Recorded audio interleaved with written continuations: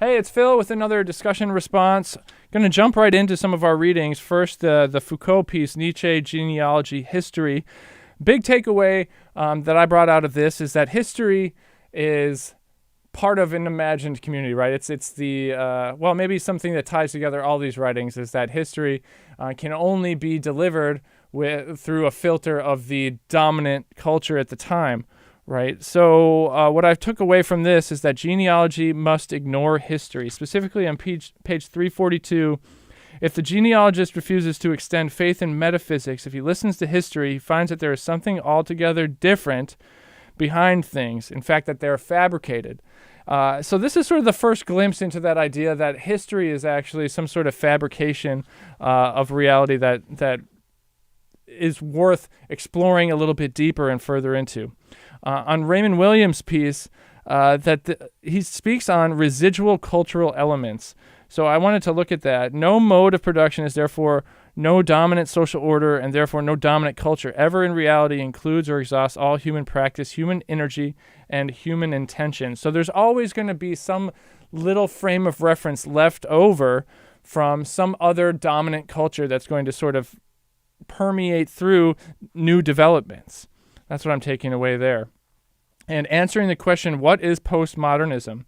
This was sort of a mind-blowing piece, right? So we're just talking about sort of identifying realism and how realism is actually different amongst different societies. So it takes a framework, it takes a perspective, and each person's sort of perspective on realism is going to be a little bit different. But the definition of postmodern is just going against which is not governed by pre-established rules.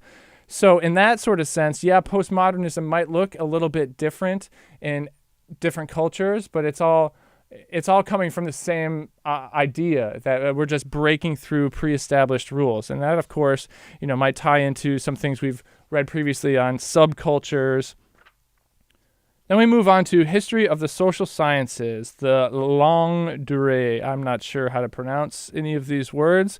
But on page 366, I read that traditional history is tied to political history and centered on great events. And boy, isn't that true. So whatever presiding political ideology, whatever influences are there, history is going to be sort of put into the perspective around significant events that happen. 9/11.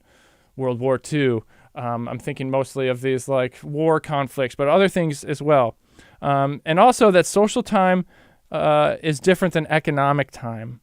Only one of these can actually be measured. So economic time can be measured. We set up a system for it with minutes and hours and days.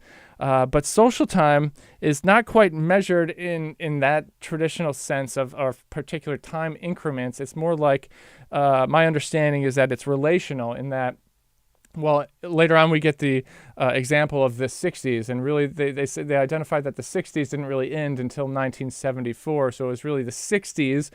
That name of the decade was sort of just associated with this societal movement or big event that was happening.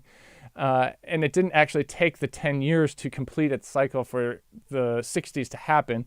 It actually expanded a great deal further than that.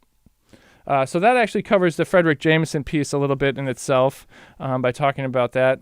Now, Brazilian culture, nationalism by elimination.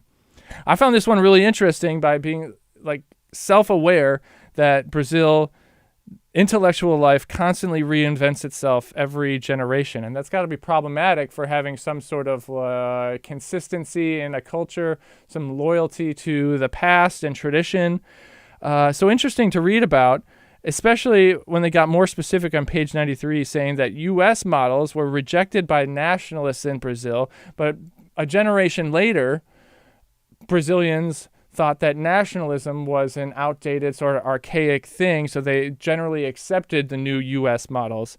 That's an interesting concept because I have a feeling that must happen all over the place, is that one generation holds on to tradition a little bit more, and maybe the next generation is quick to discard tradition and move forward based on something that they're seeing a different culture go with. And finally, we move on to A Dominance Without Hegemony and its historiography. Basically, the big takeaway on page 403 is that ideological neutrality in history is a myth. So I think maybe we like to think that we leave ideology, we leave points of view and things out of our accounts of history, us or our being whatever culture you belong to. But of course, those retellings of historical fact are going to be tainted, so to speak, or influenced by our particular worldviews. Historical criticism comes from the ideology of the bourgeoisie in dominance. So absolutely, that makes sense to me that the sophisticated people of the dominant culture is going to have the biggest influence over how history is being told and what history is sort of being discarded or not emphasized. And I think there's lots of examples where we can think of those things happening. Lots of good stuff in this week's readings, and I'm looking forward to discussing them further in class. I'll see you next time.